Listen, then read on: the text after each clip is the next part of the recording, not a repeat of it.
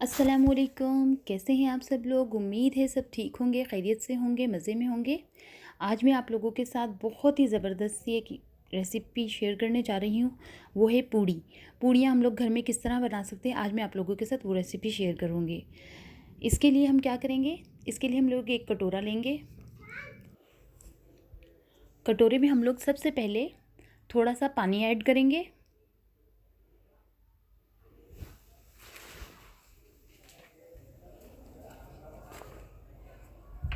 पानी डालकर हम लोग इसमें 1 चम्मच नमक वो ऐड करेंगे।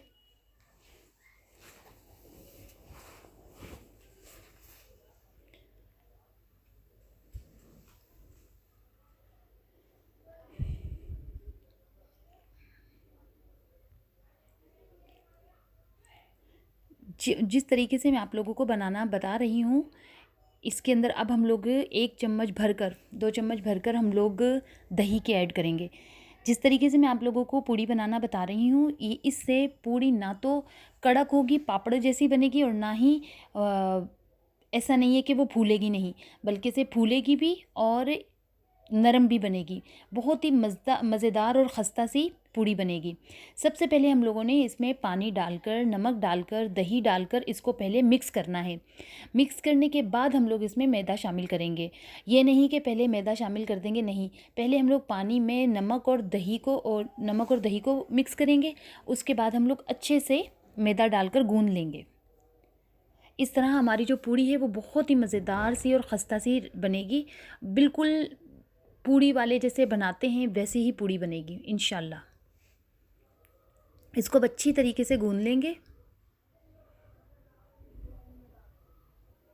इसमें पानी बहुत कम इस्तेमाल करेंगे, पूरी कोशिश करेंगे कि इसी में थोड़ा थोड़ा पानी करके इसमें गूंद जाए।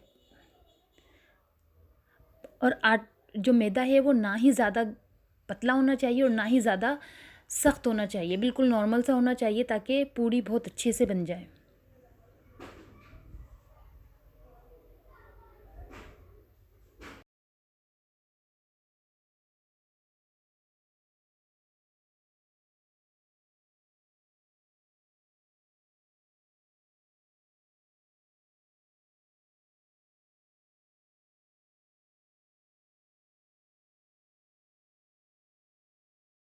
देखिए, हम लोगों ने अच्छे से आटा गूंद लिया है। हमने उसको नरम भी नहीं होने दिया और सख्त भी नहीं होने दिया।